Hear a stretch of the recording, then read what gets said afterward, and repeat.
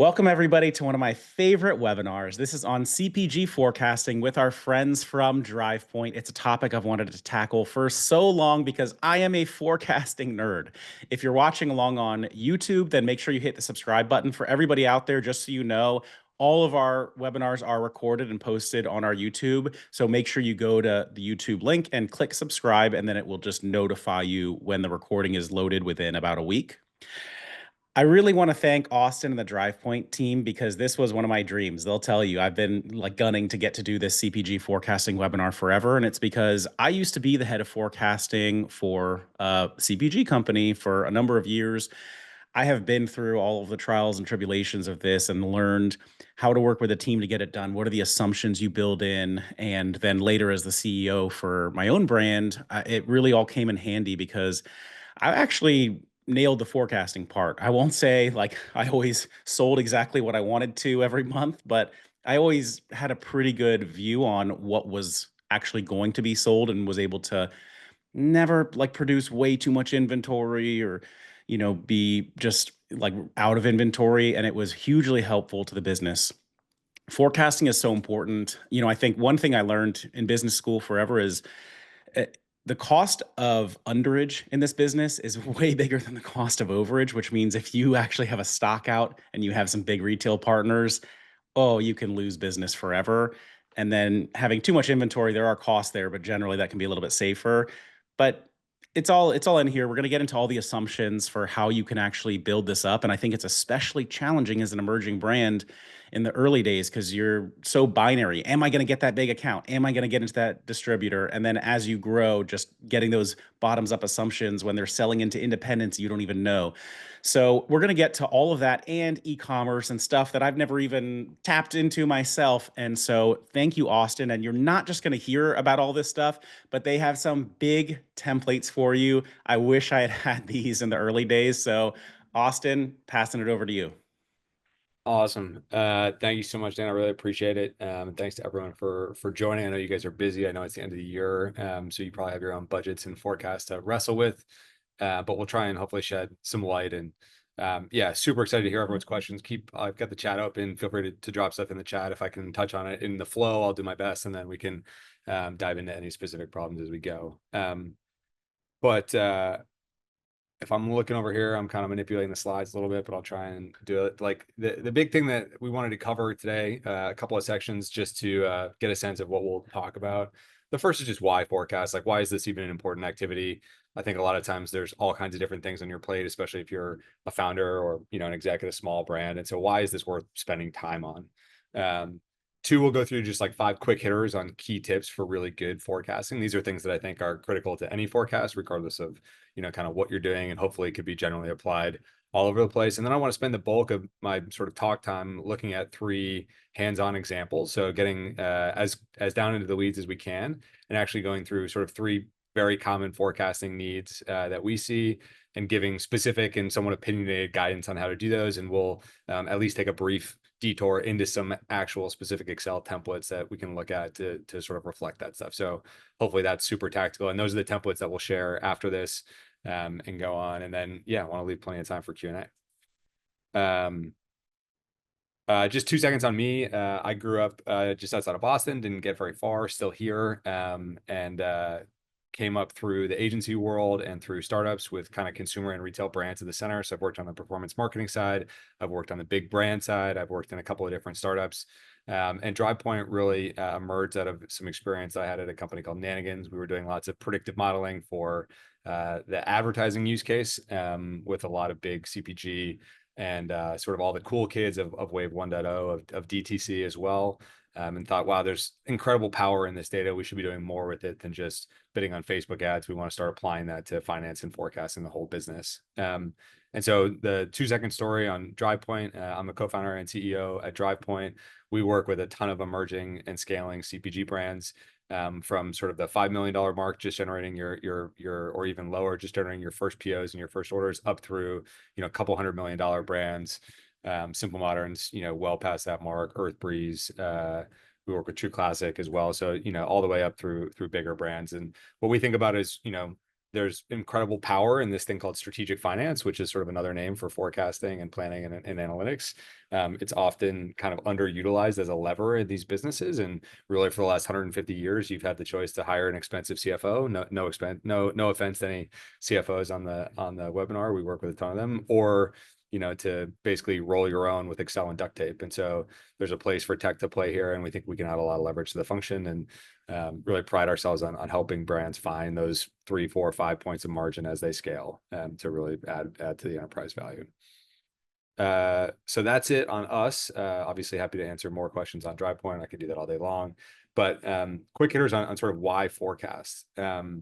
So, the biggest thing to me is to understand that forecasting isn't just necessarily a task. It's kind of this collection of essential routines. And in general, you're trying to do something in order to unlock another piece of value for the business. So just to run these down, really what you need to do, forecasting is about gathering data, analyzing the results so you can understand what happened, make assumptions, publish that forecast, and track that forecast. And that sort of goes side by side with the outcome. So you gather data to understand what happened.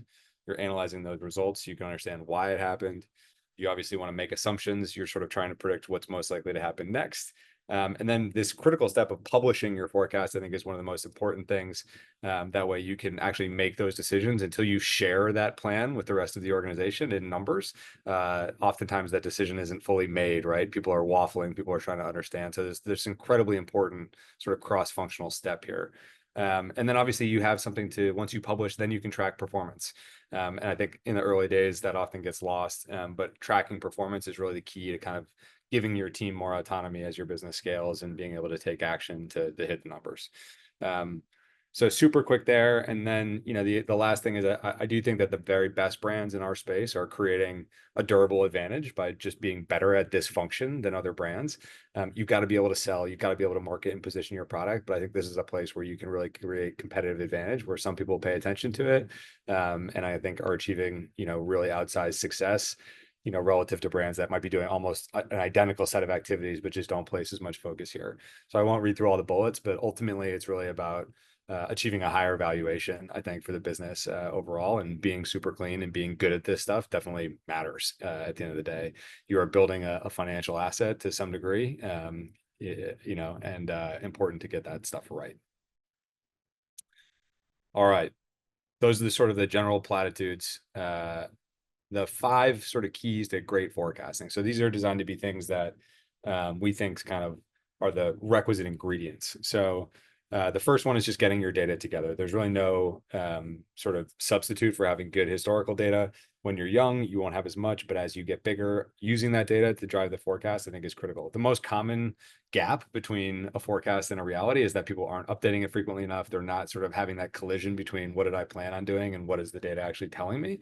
And so forcing that collision as often and as frequently as possible is super important. Another thing that we think is really key is forecasting the drivers of the business and not the outputs. So a lot of times what we'll see with super small brands or people just getting started is they have a sales forecast or they have a units forecast or something like that.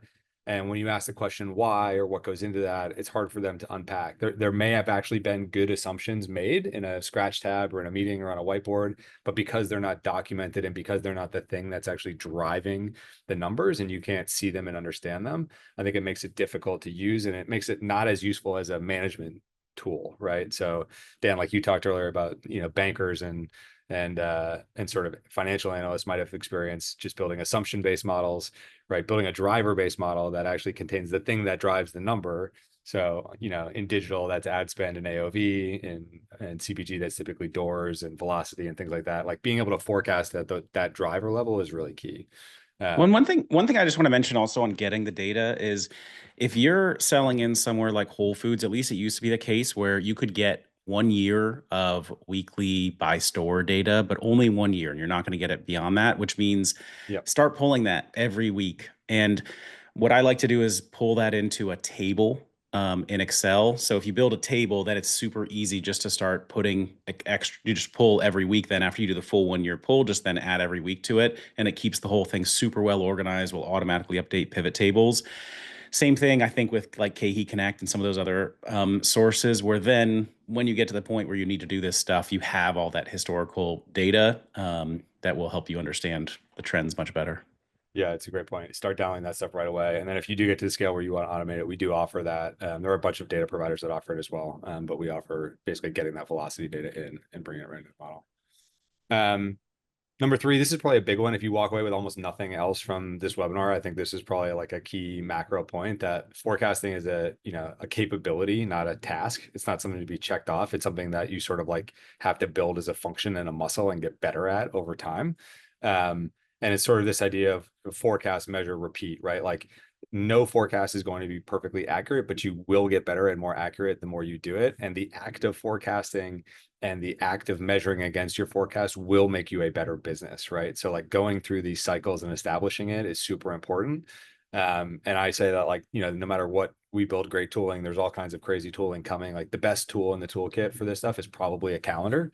And the one thing that you can do right now, regardless of any finance skills or anything else, is go put 5 or 6 meetings on your calendar for 2025 when you're going to review your annual budget, when you're going to do your next reforecast, when you're going to do a third reforecast ahead of Q4 or busy season. So go do that today. If you don't do anything else today, go put those meetings on your calendar because it will be a forcing function for you to do this activity and do it in a continuous basis. I really echo that as like a CEO and head of sales. Just like until I actually forced myself to go and sync up with the head of ops, this was so outdated, and they were not building what I needed, not getting that order in or planning to order way too much and sitting on ingredients we didn't need. So love that Yeah. point. Well, it seems simple, right? But like then you're like, oh crap, we're out of stock. How did that happen? It's like, well, we haven't reforecasted for 4.5 months. Like, no wonder we're out of stock, And so I think to your point of like just being there are real material financial consequences to not getting in a good cadence with this stuff and not having good hygiene around it. Somewhat related is like organizing these forecasts and thinking about it. There are many different kinds of forecasts, right? There are budgets, which are sort of like more long range forecasts. There are rolling forecasts, which are more frequent sort of regular check-ins about where you think you're going to land. And then there are what if scenarios, which are around, hey, what might happen if we land that big account, or if we're able to double velocity, or if we add 5 headcount, right? Like what might happen. And I think oftentimes what we see is when people sort of conflate all of these different variables into one sort of like Uber model, and it becomes not as useful as a management tool, right? Because they're never able to unwind like, well, I did this thing and then I did this thing and I made these other changes. And so sort of getting your blocking and tackling right as far as like, okay, we're going to do a budget 3 times a year. We're going to do a rolling forecast once a month, which is basically our best guide to where we're going to land before that next budget period. And so this is a lot about organization, but also around sort of having a mental framework when you open that model to know what you're trying to do. Austin, one thing that I also learned is kind of like 80/20 rule definitely applies in budgeting. Maybe I don't know, maybe even more, which like maybe like, okay, you do need to understand all the independent stores and the small stuff that's happening, but if you really spend time on the biggest stuff that's going to move the forecast, that's where the highest value is going to be. What do you think? Do you see that a lot? Yeah, I think that's right. Like we often you can see precision without accuracy in models, right? It's very easy to sort of like go too far and get too micro. And so I think 2 challenges arise with that. One, it might just not be accurate. Like you might actually not make it more accurate, but you've created a whole bunch of complexity. The other thing is if you are actually trying to keep this thing up to date and you add 150,000 drivers to your model, and then you try and figure out what was the actual value for those drivers last month, it's almost incredibly difficult. So that second one is a problem we're solving with technology. But the first one I think is super important to say, like, there's something in accounting called a materiality test, right? It's like you can do a similar thing here, which is like, does that really matter, right? Like, do we need to get to every single door? Are there buckets and categories that we can do to make things easier? And just this topic also, like what kind of forecast you're building is so important because like if you work for somebody and you're doing this, they will make you build a budget that's probably a lot bigger than what you're actually going to sell because there are always external pressures and investors and Yeah, external expectations. And but like, the forecast, then even at the beginning of the year, you're immediately like, all right, well, what are we really going to actually get done right. now? So that's the part, the like reality part that I really like. Yeah, and I think you have to get ultimately comfortable with like a forecast. There are different versions of the truth, right? And like you have what you thought you were going to do at the beginning of the year, and then there's okay, it's a month later, like we might be punching that above that or not. So there's an answer to what do we think we were going to do? There's an equally important answer to what are we most likely to do? And there's an equally important answer to be like, what could we do if everything went perfect, right? Like that's an important scenario to understand, but it might not be your budget. to your Yeah. point. And I'm at least for me when with my business, we had our budget, we had our forecast, but we also kind of would like lock things in within at least 3 months for production forecast. Yep. Because you're not going to get like a huge yes that's going to change that hits within 3 months typically. Yep. And also we knew that was actually the timeline for if we needed to like scurry around and order a big new production. That was kind of the minimum timeline we could do it on. Yeah, I think that's right. I mean, I think typically for these CPG businesses about doing an annual budget at the beginning of the year, then sort of that probably serves as your first quarter or first trimester production schedule, basically. Then doing a reforecast at that point, like usually before the halfway point, somewhere like around Memorial Day or beginning of June, like ahead of summer is usually sort of the next big one.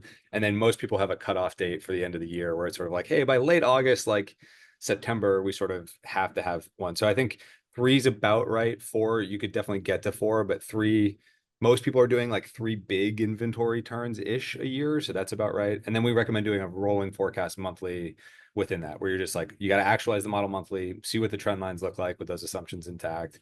And that way you can make, intra period or intra quarter adjustments on marketing spend, hiring, like all kinds of different things based on, kind of where cash and sales are trending. Cool. All right, last one.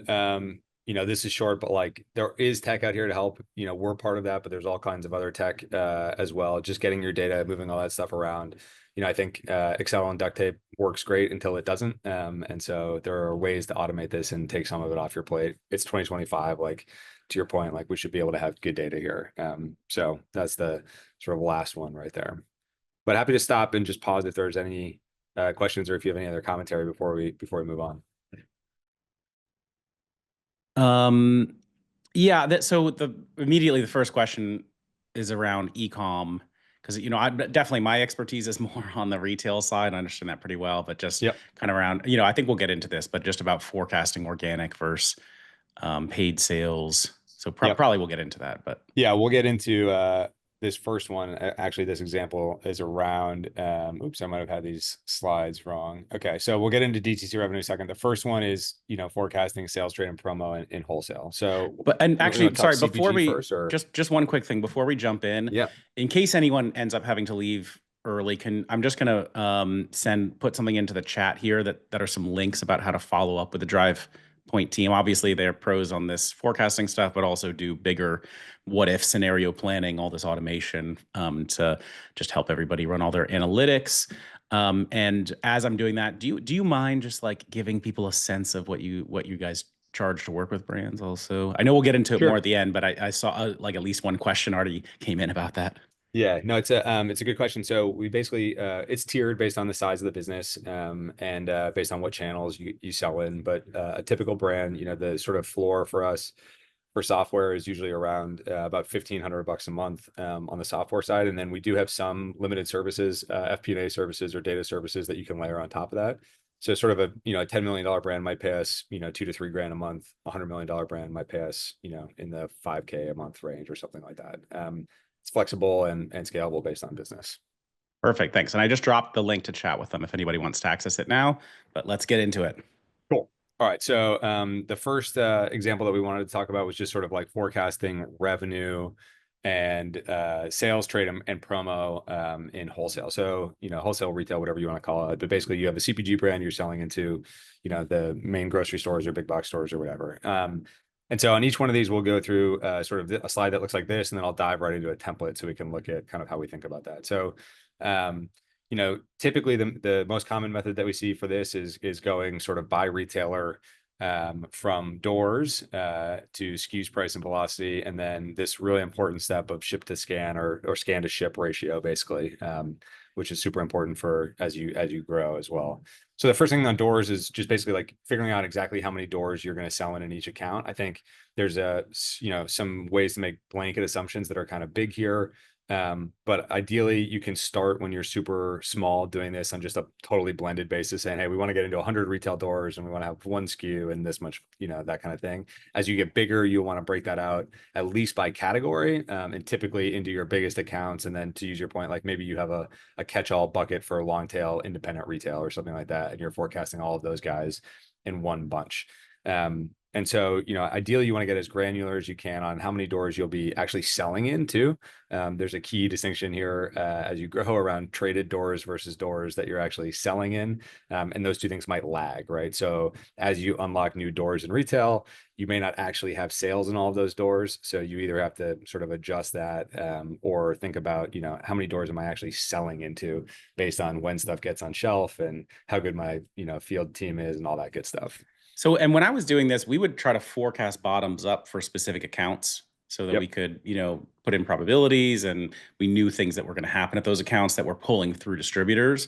Like, let's Yep. say you have Fresh Time that's pulling through KeHE. We're going to forecast for Fresh Time, but then to capture all the other stuff that's through KeHE, I don't even really know about. We're going to like have another kind of all other KeHE, maybe even by DC as you grow. That'll Yep. capture kind of the rest of it with general assumptions on it. And, we're going to be looking at what we actually sell into KeHE on an ongoing basis to check that those things are adding up right.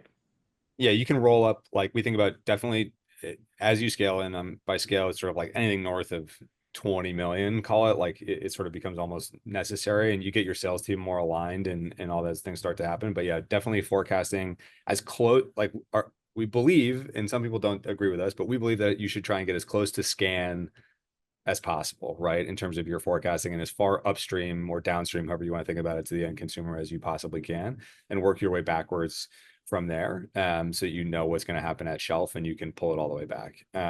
So you might need account groups for distributors or DCs or however that ends up working for you. But yeah, that's how we think about it. So that's the next piece, basically, is to get all the way to scans as much as you can. So on a by SKU, by retailer level, trying to get to, okay, how many SKUs of X product am I, or how many turns of X product am I going to do in units per store per week, and get the velocity. And we typically, and we'll see this in the schedule, but we think about the notion of baseline velocity as things that are sort of non-promo velocity, and then layering on promo as a separate batch of units. So we're actually forecasting a baseline units number and then a promo units number, adding those two things together, basically, so you can start to understand. And the reason why we do it that way is, like, oftentimes you see these as two separate plans in the organization, where like the sales team will have a plan that is sort of like, very scan driven, and then the finance team is over here just sort of being like, I kind of have to look at that and just like eyeball, right? And so there's actually a way to connect the dots, and so we're trying to help people connect those dots, so you can see how promo lift flows all the way through the financial statements.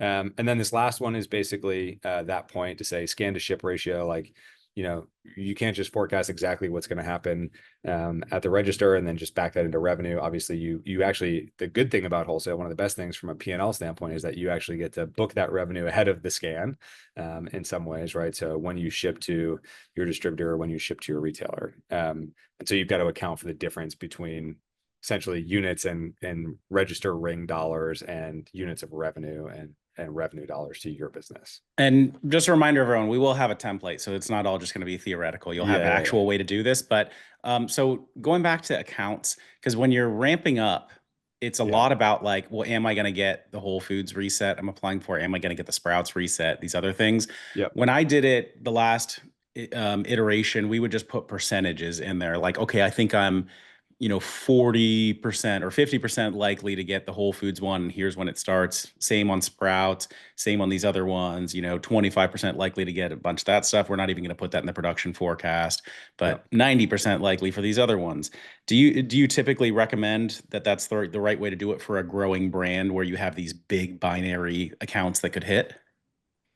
It's a really good question. I think my natural inclination, and maybe this is just because we make scenario planning hopefully a little bit easier, but was just instead of trying to wrangle the percentages and keep the percentages in your head, would actually just be to build separate scenarios, so to Hmm. build your most likely case, and then your, okay, add these three accounts, which are in our likely to close, but we're not sure bucket.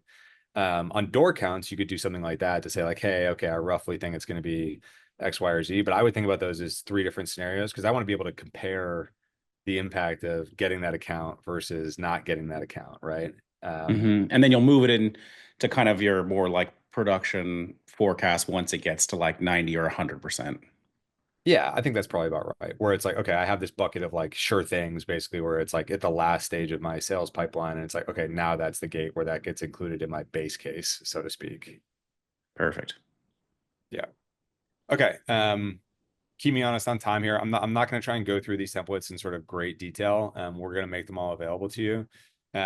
But these are all intended just as sort of like an overview. These are sort of one schedule that typically lives in a broader Drivepoint model. So they're not meant to be totally standalone. They are opinionated, so that if you have a better way of doing it, like by all means, please take it, remix it, share it, do whatever you want to do. And there's maybe a few more like sort of assumptions in here than you might be used to, because it is designed to be updated automatically, not by hand. So those are the only things that we'll show you here. So here's kind of an example schedule that lays out that structure that we were just talking about before. So let me zoom a little bit so that we don't have an eye chart. And then just try and outline this thing. So, we've got a monthly forecast up here with both actuals and forecast data at the top, right? So I think that's important, that like you're bringing as much of your actual data into your forecast as you can. And then this is just a summary section that's sort of laying out, by account, actually what we think should be what we think the P&L is likely to look at. And so this is the power of actually getting to this level, is that it's possible to get a full P&L for each account. And so think about what that does as you scale, for giving that to a sales leader or giving that to somebody else, and being able to hold them accountable to the complete P&L. And this is the output, by the way. This is not the input. So this would be like right. summing all the data in that we're going to go through, where you would capture all of it, just in Right. case anyone's wondering. Yeah, we got a lot of schedule in here. So this is just the summary section at the top, basically, and then all of our inputs are in here. And then we've got a couple of sections. So the first section is kind of what we talked about, doing doors, scan, and velocity units. So anyways, imagine this is for, Albertsons, just to pick a random grocer, right? So we're saying, okay, by product, so we might have 3 SKUs in Albertsons, and we've got, you can have support for a bunch more in here. We just sort of simplified it for display purposes. Let's say you've got 3 SKUs. Okay, how many doors per SKU? And these might actually be different, right? You might be scaling SKU A and B in 500 doors, and SKU C in only a couple hundred doors. So this is how many doors do we have? How many SKUs per product? You think of it as facings, basically. And so this is going to get us to our baseline velocity of units per store per week. So we're trying to understand, these are the actual numbers, these are historical numbers. And then we're just calculating, basically doing the matrix on all of that math, and bringing it up to say, okay, if we're in 500 doors and we're selling, one product, and we're doing 11.8 units per store per week, right? That gets us to our total baseline units. And so obviously, sort of the key input for this is typically your existing baseline velocity. And so this is where that data, whether you're downloading it from Whole Foods or whether you're actualizing it using Drivepoint or something like that, comes in handy, right? That's sort of the key driver. And one thing is, so this would be based off your this is based off what you expect to scan. So, right? Correct. Because then you just have to understand, this is what you're going to scan in January of 24, which means you actually have to produce it like, 3 months ahead of time, whatever, because it's going to be shipping, right? It has to like get into the distributor, get into the store, all that stuff. Yeah, 100%. So we're forecasting like essentially scan units. So there's scan units here. I won't get into too much, but we are also adding, basically this ship to scan. This is the translation to shipments, right? So to say, okay, from those scan units into shipped units. And there's actually an important measure of time here, which is, okay, well, how long does that take? Basically it's like, how many weeks on hand does the retailer or the distributor want to take? And usually we can start to express that in a lead time in terms of months, right? So if this is, if we go to 0.4 months here, we're going to see some things start to shift around in terms of how much our revenue forecast is actually taking in. So that's an important distinction. We've also got in this schedule, which we'll share, again, more detail than we probably can go into here. But basically, hey, what's the SRP at scan? What's the retailer or distributor list price? So you can get to your retailer margin and make sure that that checks out with what your retailers are looking for. Building up those, cost of goods by product. Again, these would typically be imported from a master tab where you have this set across multiple retailers, but we do often find that people may have different components in there by retailer, and then some variable selling expenses. So, a lot of stuff in here, but the goal is to make sure that you're covered sort of all the way down on the revenue lines. You guys have thought of everything. I love it. For some people starting out, this model may seem like overkill, but these are actually most of the things that you're going to want to be able to tweak. And if you have good salespeople, this is how they think about it. And they think about it often just in terms of like cases per month, but they'll appreciate having the inputs and like what you can tell them is going to happen to your velocity over time based off marketing that you're going to do or just the growth of the product because they won't always see that. Yeah. And then just to reiterate, so this is for one, this is a tab in the Yeah. spreadsheet for one retailer. Correct. Yeah. And so then you would essentially be duplicating this tab for every retailer that you want to build, as well Correct. as any of those like other buckets or anything like that, which will Yep. then sum into one overall tab. And you can kind of build the links for that just with some functions and all that. Yeah, I think it's kind of like, and we do have variations of the schedule that are sort of single tab multi-retailer. So like what we typically see is like where if you're just starting out, it's acceptable to have, one tab for the entire channel. As you get bigger, then you might want to have, okay, one tab, but has some of these assumptions, maybe doors and like other things broken out by retailer. But typically once you get to some level of scale, you want to really be able to understand the contribution of each individual account so you can understand where to prioritize your time and all that good stuff. And so we do see most folks get to that point where they have a tab per major retailer. And then they might have an independence tab or something like that. They're all rolling into one master wholesale P&L. Okay. And yeah, if you guys have questions, please drop them in.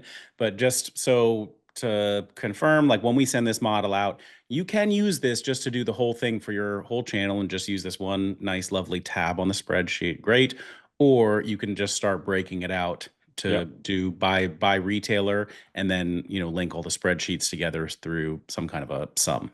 Yep, There you you could just go. duplicate it and then add the good thing about our templates, there is some formatting that's consistent. So for instance, like the time series always starts in the same place. And so it's very easy to link things back through without having to Mhm. sort of, you won't always be off by one, et cetera. So And that's the scrappy way to do it. Obviously, like, if at some point you hire someone like Drivepoint, then that's kind of the automated way to do a lot of this.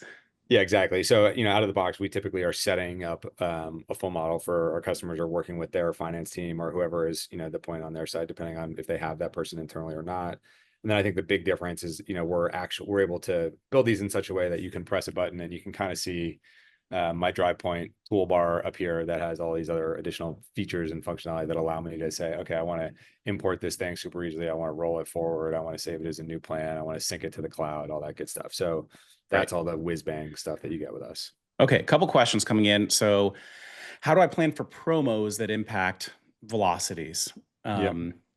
So you guys saw that he had the inputs by month there, right, for velocity. Yeah. So essentially, you're just going to be estimating what you think that promo is going to do to the velocity in the months where you have it planned, right? And you're going to be changing that velocity assumption in that cell. So we actually have different. So if you look here, we've got basically baseline units. So what we just went through was baseline. And then we do have this another section here, which is basically promo inputs by category as well. So by product, in this case, I'm saying, hey, I'm going to run a promo for 15 days in May. That promo is going to carry a 15% discount or depth. And I'm expecting a 10% lift in my baseline velocity. So I'm actually going to get from that promo an additional 1,200 units for product one, in addition to the 26,000 units I was originally forecasting. So that's how You that's guys have baked it in all. here. Yeah. If someone else try to stump Austin, I can't do it. And that And actually, that automatically flows into your trade deductions here as well. So that it's so flows good. down into your trade spend. So you can see, okay, here's my promo discount. You can see I only have a 1% promo discount in my trade spend bucket down here. Okay. So then Jeanette made a comment that it only went to the hosts and panelists, but it says, no questions, but this is amazing. And now I understand why Daniel was so pumped about this webinar in the I'm Startup glad you like CPG it. Slack. Like, come on, this is great stuff. So just like slow clap in the chat here for the Drivepoint team for making this available to you guys. Nobody else has ever done that I know of, making something like this tool. So thank you. You're Another welcome. question is the source data, like raw data, that you would need to produce the tab available for import, or is it manual, or is that dependent on each retailer? And I think that means for things like the actuals to come in. How, like, if you have to do it on your own, how are you going to do it versus if Yeah. you guys obviously have an import function.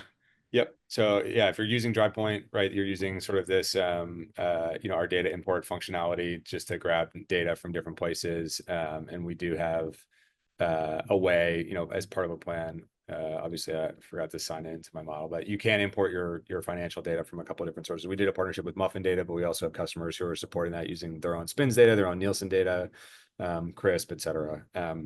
So it's either that, or you're sort of doing what Daniel mentioned, which is you're maintaining those downloads from KeHE or Unify or the retailers themselves and doing the data cleaning work to sort of get that into a consolidated source automatically.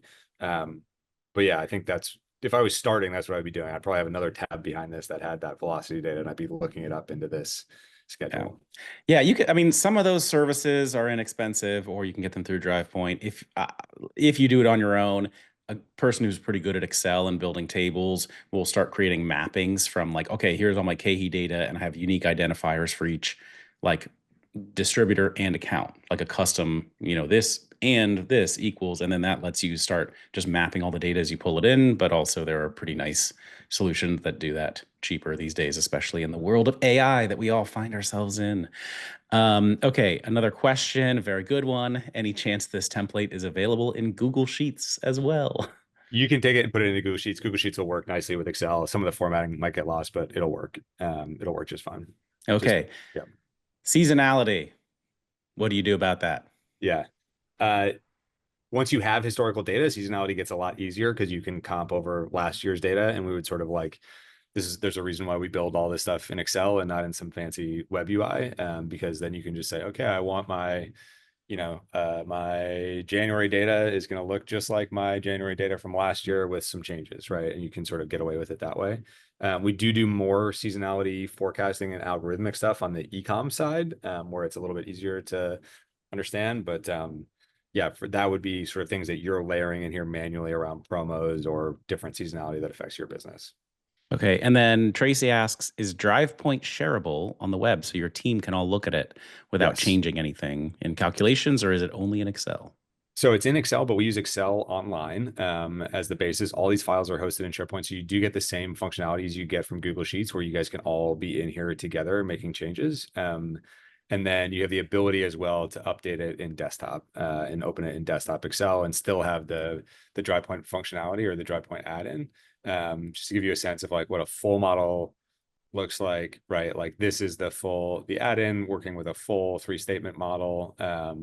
But you can import all this data, sync all this stuff, and then there is a full web interface that goes along. So all the models that you are saving in Excel are getting imported back into a web UI, so you can keep your budgets organized, your inventory planning, all of that kind of stuff. You can compare different budgets, et cetera. So that's the whiz bangery if you hook all this stuff up to the machine. And just to remind everyone, because probably everyone's drooling over the whiz bang part of it, of having this all at the beginning, but like your recommendation is not for bootstrap, scrappy brands to start with this on day one, right? Yeah, no, I think frankly, I think if you're still in what I call like buy a container, sell a container mode and you're trying to get your first sales, like your focus needs to be, we're trying to do more open sourcing of templates to get people started, but like your goal should be sales, sort of first and foremost and figuring that out. And you will need to have a way to figure out how much inventory you're going to buy. And so there's some level of forecasting that's required from minute one, but your goal shouldn't be to overcook it, until the business is in a spot where you can things are somewhat repeatable. I think adding too much flavor on top of this before things are call it in that $0 to $1 million phase is really hard, right? You still have the most important thing is to go get the sales. Love it. Okay, that's all the questions I have for now. So let's keep rolling. Okay. And I know we're getting kind of tight on time, but it seems like we're addressing some questions as we go. So we'll let it play. All right. So the next one, I know, we're CPG, and I would guess that most brands be super actually interesting in the chat. If anyone is selling a ton on ecom or is not super CPG focused, would love to hear from you guys. But just a quick primer on forecasting direct to consumer revenue. So we won't even go into expenses and other stuff. The sort of math here has changed a little bit. And I would say the biggest mental model from CPG to DTC that CPG founders struggle with one way and DTC founders struggle with the other way is wholesale, everything is units focused, right? You sort of are thinking in units, you're thinking in cases or units or sales and big accounts, and it's that language, and you're thinking very much at that component level. When you go to DTC and you start thinking about forecasting, you're really thinking in terms of people and orders.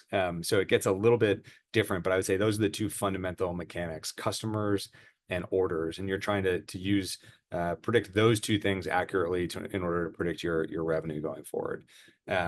So the first thing, that we typically see, and, this is again making a blanket assumption, but almost every consumer brand that we see is driven largely, the biggest driver of sales is marketing spend. And so, especially direct to consumer acquisition spend.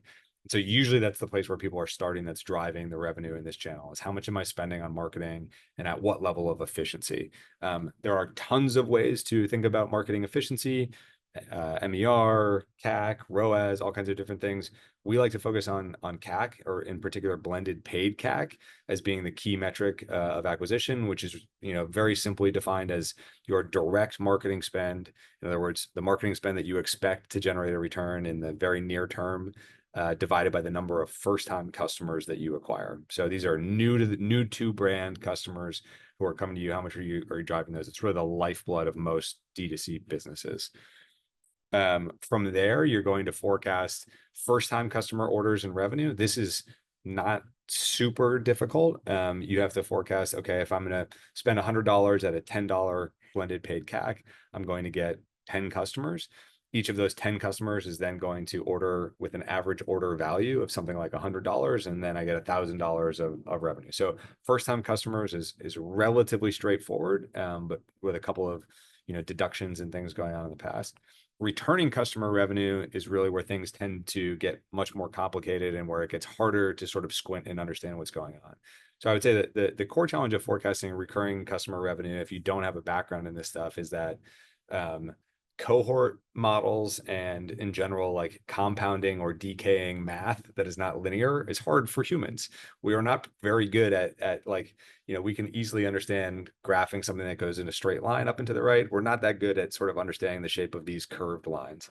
And so, there's a curved line on customer retention, which is to say, you have customers, they will come back and buy from you again, but there are diminishing layers of scale to that. So you will have, if you acquire 100 customers this month, maybe 90 of them will come back next month, but by month 54, only 10 of those customers will be coming back and coming by your store to make a purchase again. And so modeling out that decay to understand recurring customer revenue is really important, but it's not sort of super intuitive. And so I would say, like, when you're really small, you can get by with saying like, oh, it's going to be 10% of my first time customer orders. But this is where the real magic in the direct to consumer business model is getting these people to come back and buy again. And so it's super important to do a good job on returning customer revenue, and to think about it as a separate revenue stream. So those are the two sort of big steps here.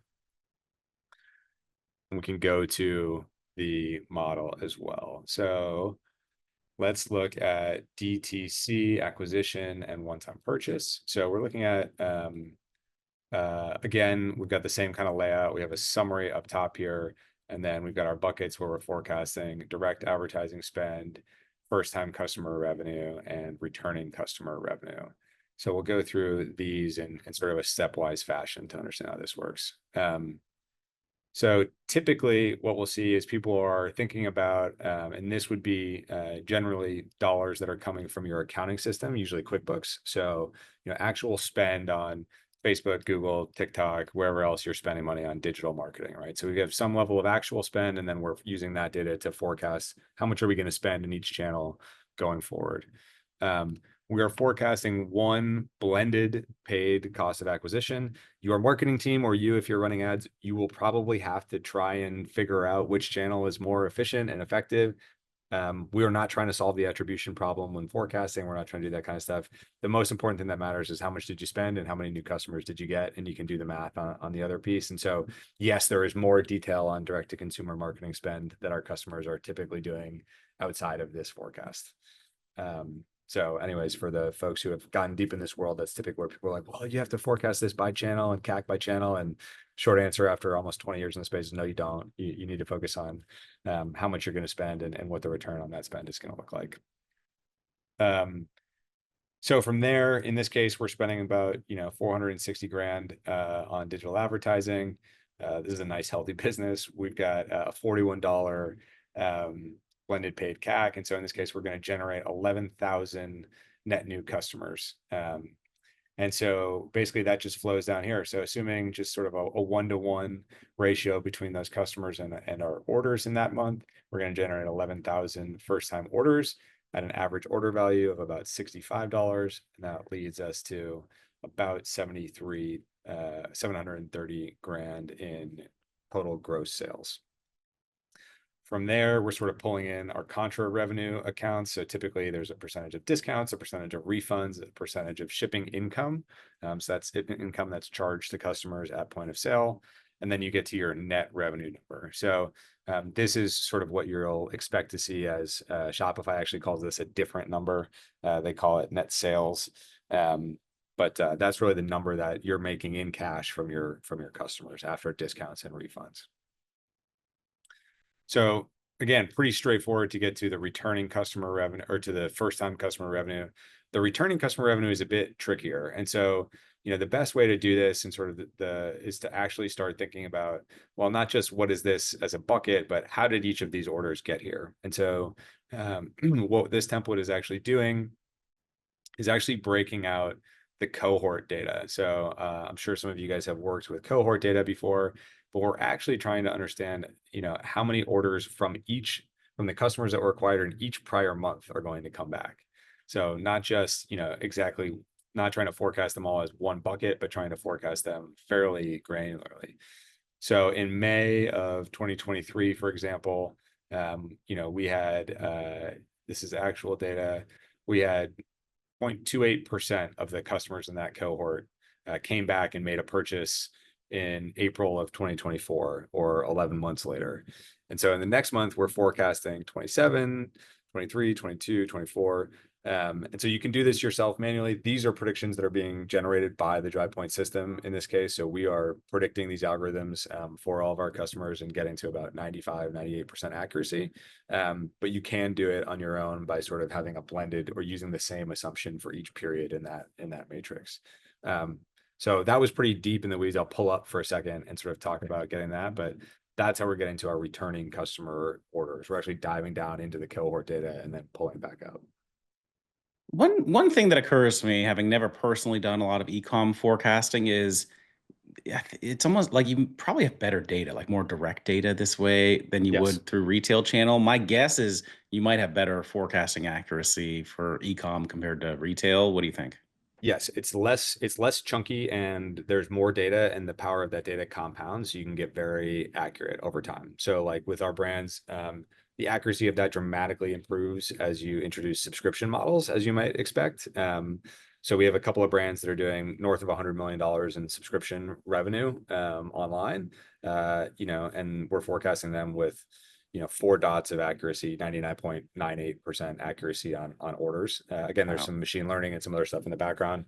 But even for brands, we typically say like about 18 months of selling history is enough, where you can there's data sufficiency to get to 90% plus accuracy on a lot of this stuff. Okay. And then Alex asked, are the individual SKUs not as important in D2C as it is in store?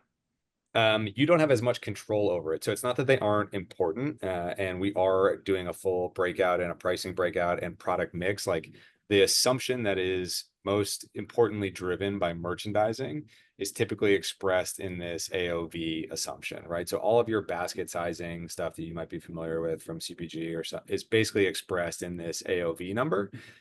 But I think about it as, you don't really get to determine a priori in wholesale. To some extent, you get to determine a priori what's on shelf and what the price is, and customers are relatively more limited. In DTC, there tends to be a much wider array of products and a wider array of options. In other words, it's not like they just buy 1 or 2 SKUs and then they buy those in some velocity. You can buy 1,000 different combinations of products on any given D2C website. And so it's much harder to predict bottoms up by unit at that point.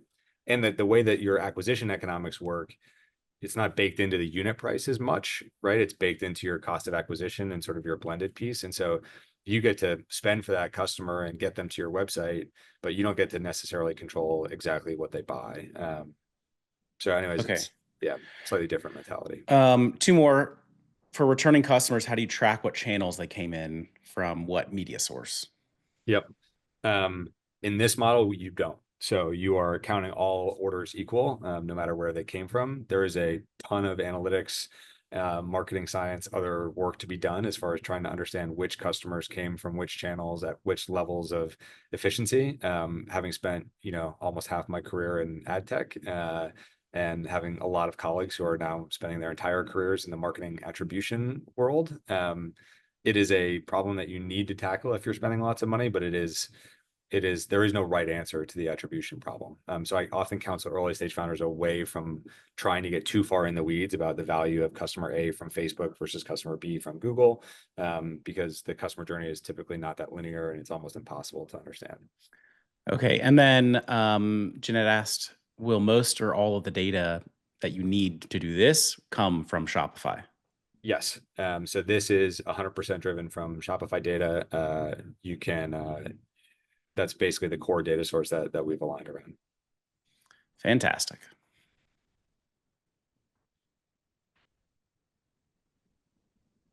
Yes, to answer Nathan's question. Yeah, Nathan, I am implicitly wrapping them into my paid traffic in that blended paid CAC number. So a greater degree of organic spend will result in a lower blended paid cost of acquisition. Same thing, it's an attribution problem. It's like, well, how do we know that that customer was really organic and didn't have does a 7-day view through conversion from Facebook count as organic or not, right? Like it's almost impossible to tell, and you very quickly get into a game of precision without accuracy, in my experience. Cool. All right. All right. All right, last topic, and it'll be the one that we can, where there's probably the most complexity, is COGS and inventory. How do you actually get into forecasting this? Because that's really the sort of where the rubber meets the road. So this is not, I don't think we'll break any records by describing this formula in terms of the basics that are required, but there are basically 3 steps to getting this right. The first is understanding where you're starting, basically. So what's in the warehouse, which is not always a trivial question to answer, as anyone who's run one of these businesses knows. But in order to forecast inventory well, you got to figure out where you're starting, and then your COGS, ideally by channel and product. So how much are you going to sell? Basically, how much do you have? How much are you going to sell? There's a key understanding of kind of how much is inbound as well. And then you've got to make a decision or a key assumption about how much you want to have on hand at any given time. So Daniel, this is your very first point about sort of the pain of overstock versus understock. This is that critical judgment call for you as a founder, as a management team, of how much is enough based on the forecast. How much safety stock do I want to carry or not?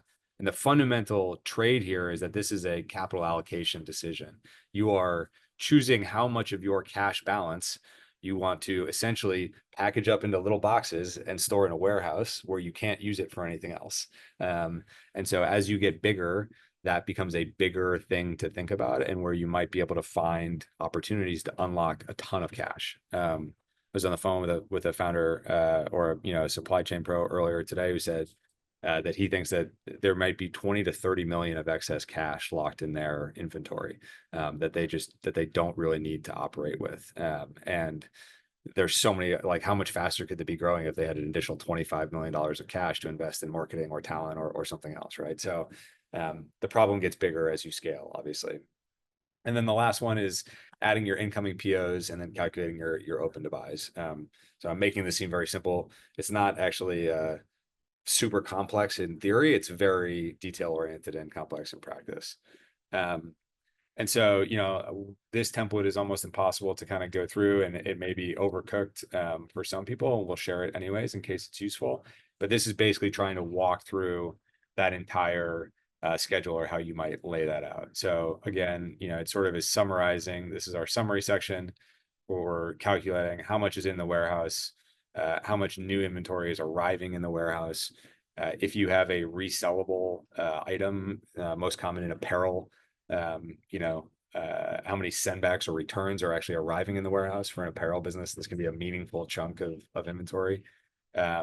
inventory consumed by your COGS, inventory consumed by samples or promos, other inventory consumed either by shrink or write-off, and then what's your ending balance in the warehouse. So this is sort of like, the way that the units flow through the business. And then the super important thing, which is also really tricky to calculate, and where most of this gets people in trouble from a cash flow perspective, is there's a totally separate ledger for cash flow typically. So if you think about the units, sort of moving on the water from your supplier over the road from your supplier, at one pace, often there's cash. There might be two cash payments, right? And one's on the road ahead of that, and there's another one on the road behind it. And so you have to keep the timing of those cash payments lined up in addition to just the timing of the physical goods. And so that's really where the complexity comes in trying to do this really well. So again, I won't get crazy on this schedule. We are forecasting, breaking this out, units sold, direct to consumer, Amazon, wholesale, for an omnichannel business, getting all the way there. Different assumptions in this case for weeks on hand by channel. And again, there are product matrices hidden in each of these. So we're keeping, making assumptions for stock levels by product, by channel, capturing enough information about the supply chain to understand lead times and how long it takes you to actually produce these goods. And then actually getting into the purchase orders that you've added, all of your cash flows in terms of your timing of payments to those individual suppliers, so that you can actually build out a full cash flow schedule from this model. So this was probably, of all the schedules that we've shared here today, this is the one that's probably furthest, most sophisticated. But we thought it was useful to put it in here as an example. For your own purposes, you can take this, strip sections out, use it as inspiration, do other things. But that's sort of the way that this is built. So, and by the way, if you want to do bottoms up by retailer, we have a database. Probably a lot of you know about it, which is the Startup CPG Retail Sales Tracker. I just posted a link in the chat here, but it's free. You don't even need to put your email address in. It's every chain that I know about that would be relevant for an emerging brand, with how many doors they have, where they're located. That should help you plan bottoms up if you want to. So just click the link and it's under Retail Sales Tracker, or we have an expiry product database if you over forecast and need to quick sell some of the stuff. Austin, since I think we've actually got to most of the questions, do you mind just like maybe quickly ripping through just real quick demo of like when you're up to speed with Drivepoint, what it actually looks like, what kind of things you can do, what if questions you can tackle? Sure. So a couple of things to just fly through. We're in the Drivepoint UI. So, the first thing that Drivepoint is trying to help you accomplish is that first point of getting all your data in one place. And so you can manage all of your data sources. Typically, it's your financial data sources, QuickBooks or NetSuite, plus your commerce data if you're selling on e-commerce.